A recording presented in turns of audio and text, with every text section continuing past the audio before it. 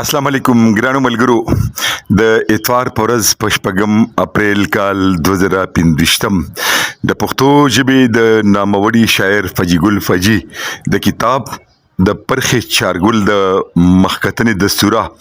د هواد ادبي ټولنې ثوابه پتابیا په مرغوز کې وشوه د دې دستوري مشر ملمو نامتو ادیب او شاعر عبدالسبحان د سټیج سکرټر فرایز خاغلی ذاکر تر سره کړ د دستوري شروع باقاعده د الله د پاک کلام نه اوشوا کومو خاغلو چې په دې دستوره کې ګډون وکړو پاغي کې د پښتونخوا نامور شاعران او ادیبان شاملو لکه ډاکټر حنیف خلیل صاحب ډاکټر یار محمد مغموم اقبال حسین افکار خاغلی ګل محمد بیتاب عزیز مانیروال تاج الدین فطرت پروفیسر نور الامین یوسفزئی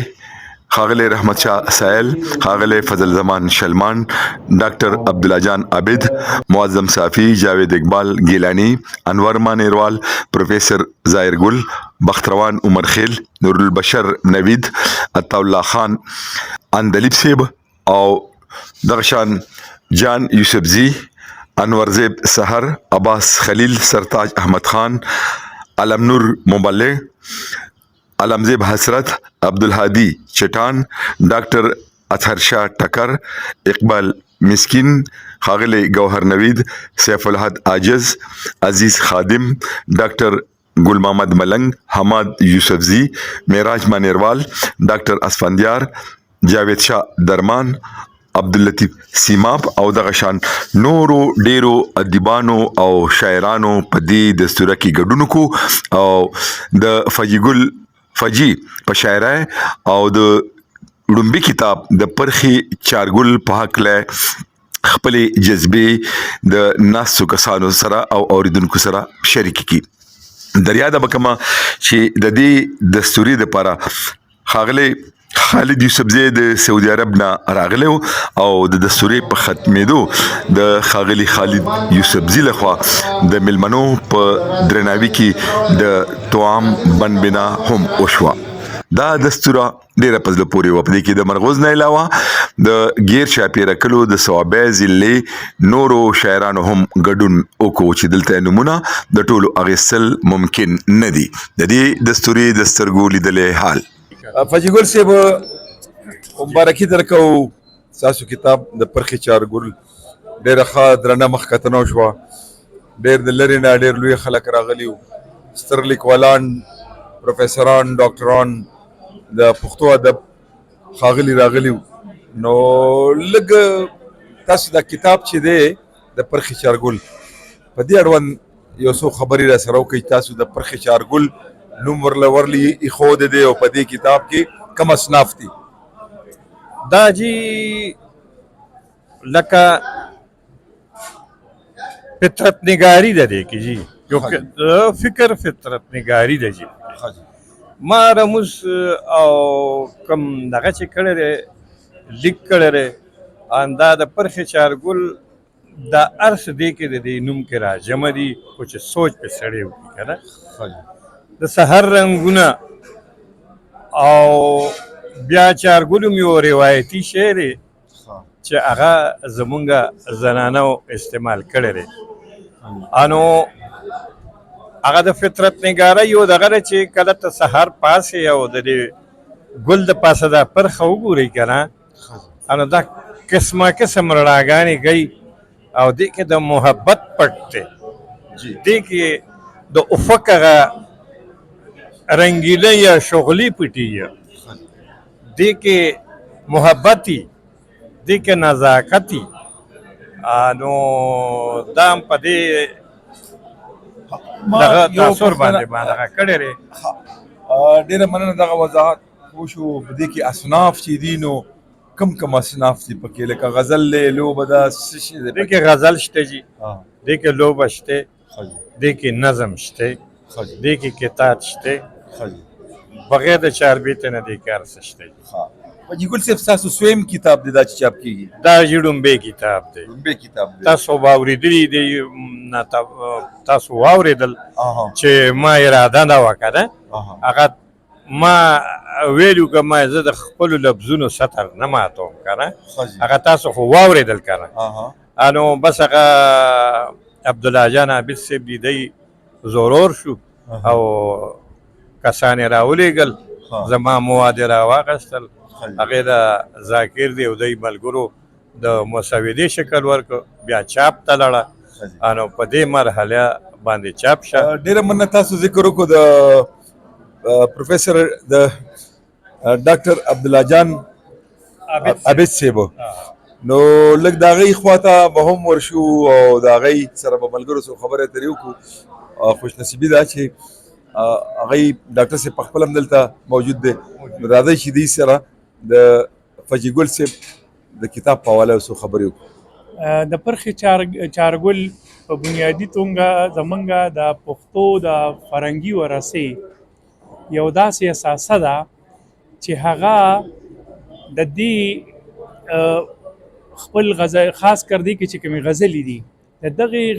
غزلګویۍ کې چې کومه نازک خیالي ده یا د ده په نظمونو کې هم چې کومه نازک خیالي ده د هغې دا روایت د هغې سبک هندي سره تړي د کم ابتدا چې په بر صغیر کې میشته فارسی شاعرانو کړې وه د هغې لوی شاعران بیدل دی صاحب دی او بیا په پښتو کې حمید بابا دی کاظم خان شیدا دی کامګار دی علي خان دی. نو زمونږ لکه دا ډېره عجیبه خبره چې د لالا د عمر په خلکو کې نشته څوک داسې چې هغه دغه روایت بوزي او هغه د نازک خیالي سبک سره هغې مکتب سره هغه تړي او که ویم چېرته څوک یو پسرلی صاحب ماته یاد دی د افغانستان مشر وفات دی دې وخت کې او خاص کر زمونږ په دې پښتنه سیمه په دې پښتونخوا کې څوک داسې نشته چې هغه دا مزي د دې ځای نه هلته غځوي. ډېره مننه حاجي صاحب ژوندی سلامت اوسې. بس نن خو د پرخې د چارګل مخکتنه وه کوم چې د استاد او استکار شاعر فجي ګل صاحب شعري مجموعه راوړم او څنګه چې مونږ وویل نو هغه استاد شاعر دی مشر شاعر دی او تقریبا د 3 کالو په عمر کې راغه لومبۍ شعري مجموعه چاپ شوه او دې زمونږ د پښتو ادب چې نو ډېر ښاغلی سپېڅلی روماني او نازولی روماني شاعر دی او صرف روماني نه دی په رومان کې هغه مزاحمت هم شته او قومي رنګ پکې هم شته. نو دا کتاب چې نو هغه په معنوي او په سوري حواله باندې ډېر بهترین کتاب دی. زما نوم ګل محمد بهتاب دی او زه نن د فجي ګل فجي د شاعرۍ د کتاب د پرخې چارګل مخکتنې له راغلی وم. فجي ګل فجي زمونږ د دور یو ډېر لوی نوموړی روماني او رنګین خیاله شاعر دی. د په شاعرۍ کې جدت هم شته او روایت هم پکې شته دی. د شاعري د فطرتي مناظرو او د مضامینو نازک خیالي په دې کې ډېره زیاته ده او په دې نوم باندې دی مشهور دی. بل د شاعري ډېره اسانه او مترنمه ده. نو چې سړی وایي هم وله خوند ورکوي بیا دی چونکې په خپله یو ترنمي شاعر دی او د ترنمي شاعران موږ سره انتهایي کم دي. په هغې کې یو فجي ګل لالام دی د هغه د شاعرۍ کتاب 13 آیت او 3 آیت په دې حساب به ووایو چې تاسو دا وګورئ چې د هغه 3 یا 2 کاله عمر دی او هغه دومره په دې معامله کې حساس دی چې د دې نه معلومیږي چې د ځان له 9 حصې شاعري ضایع کړې ده یوه حصه یې پرېښې ده نو خامخا دا چې ښه نه وي نو څه به ښه وي. د پرخې د چارګل کتاب د فجي ګل فجي صاحب د مخکتنې د مېلمنو د درناوي او د هغې مېلمستیا ښاغلي خالد یوسفزي په خپله غاړه اخیستې وه. خالد صاحب دا ستاسو سعودي عرب نه راتګ او بیا د فجي ګل صاحب دا کتاب د دې دا مخکتنه دا دومره لوی بامبېړ په سر اخیستل تاسو هم ادبي ذوق لرئ شاعران یې نو دا راته ووایئ چې دا نننۍ کومه دستوره وه دا دومره لوی ستر پوهان پکې راغل دې ته په کوم نظر ګورئ جي؟ بسم الله الرحمن الرحیم. اسلام صاحب ډېره مننه کوم جي ملاقات مو شو په دې ډېر زیات خوشحاله یم. دا جي د فجي ګل صاحب هغه فقیري مزاج او درویش دا دومره فجي ګل صاحب په شاعرانو کې مشهور په ولس کې دومره نه مشهور نو موږ چې دی په دې کلي کې دا پروګرام وکړو دا زما تجویز و نو دا طاوله خان ته مې ریکوست وکړ دا زما خوښ شو د مې دلته پروګرام کوو انو ډېر لوی لوی شاعران راغلل د ګردې پښتونخوا نه او ډېر ښکلی پروګرام چې تاسو مو لیده او د هغوی زما د 1982 ملګری دی جي هغه وخت زما عمر چې کوم دی 17 کاله او ما نوې نوې شاعري کوله نو دوی هغه وخت نه زه پېژنم ډېره ښکلې شاعري کوي زما خوښه شاعري ده او ډېر زیات چې کوم دی نه د شاعرۍ نه متاثر یم تاسو په خپله هم شاعران یې کوم کتاب مو چاپ کړی دی که چاپ کړی نو نوم یې څه دی او که نه چاپ نو اراده لرئ خپل ذاتي کتاب خو لا نه دی چاپ شوی او شته مواد راڅخه کاپي دي او دا مشترکه د تنظیم په سطح باندې د سعودي عرب نه موږ 3 کتاب چاپ کړي دي په 86 کې موږ د قطر نه چاپ کړو د ملګرو مشترکه او دلته هم چې کوم د تنظیم د سوري لاندې چې کوم مشترکه کتابونه نه کې زه برخه اخلم خپل که یو دوه شعرونه راته ووایې نو مننه به وي ډېره مهرباني جي بالکل بالکل به ووایم په آزادو کې په نااهلو کې آزاد خوشحاله نه یم بندي ښه یم د سوچ فکر زولنو کې د احساس د غلامۍ نه توبهګار یم په میرخ وخت ګریوان سیرو لیونو کې تاسو اسلام صاحب ډېره زیاته مننه چې تاسو زما غوندې کمزوري سړي دا مکور کړه او بل خبره دا ده چې د دې پروګرام ماته 2 ځانګړتیاګانې ښکاري زما په نظر کې یو خو دا ده چې لکه زما په خیال صوابه په تاریخ کې دوره ډاکټران دوره سکالران او دوره دغه دی لکه چرته په یو ځل نه دي راغلي لکه دی چې راغلي د ټولې پښتونخوا نه لکه مثال د بټخیل نه ټول ملګري عمر خیل دي او زار دي او بلکې پریس والا ګورلي صاحب او داسې که نه ځینې خلک د اسلام آباد نه د یو ځای نه د بل ځای نه نو دغه د لوکل خلکو نه علاوه دا کثرت ډېر زیات و دا د پجیګل صاحب مینه وه ځکه دا خلک راغلی وو دویمه ځانګړتیا د دې پروګرام چې زما په نظر کې ده نو هغه دا ده چې لکه شاعران کتابونه چاپ کوي پس مرګي هم چاپ کوي چې د لادو بعد پریوځي نو بیا هم چاپ کوي خو لکه پجیګل داسې ټایم کې چاپ کوي چې لکه عمر یې هم ډېر انتهایي زیات دی 73-74 سال لږ عمر نه لکه او ښه په هوش و حواس کې هم دی لکه نو دا یې دویمه ځانګړتیا ده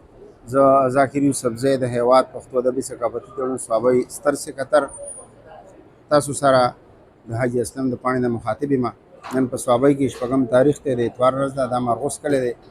د پجیګل پجي د کتاب د مخکتنې دستوره وه پجیګل پجي په طبي عمر لحاظ سره او یا کلن دی 3 کال عمر دی خو 50 کال شاعري وکړه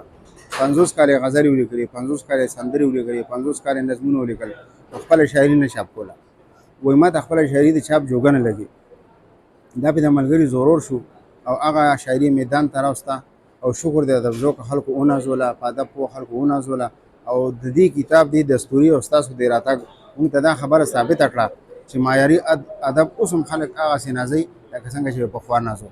که نه نازېږي نو بازاري شاعري نه نازېږي که نه نازېږي ژوند نه مومي دغه د لارو شاعري ژوند نه مومي او که چې ستاسو په څنډه ټانګېدلي ادیبانی نو هغه به نن هم ژوندي سبا به هم ژوندي او بیا به هم ژوندي ډېره مننه زما نوم سرتاج امیر یوسفزی دی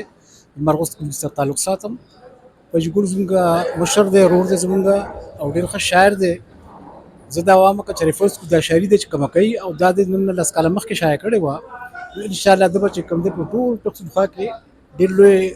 عزت ملاو شوی احترام ملاو شوی او پېژندګلوي به شوې وه خو بیا هم دا ډېره ښه موقع ده چې دوی خپله کتاب شایع کړ او خپل خیالات احساسات چې کوم د خلکو سره شریک کړل انشاءالله کتاب به خلک ډېر زیات خوښوي ډېره مننه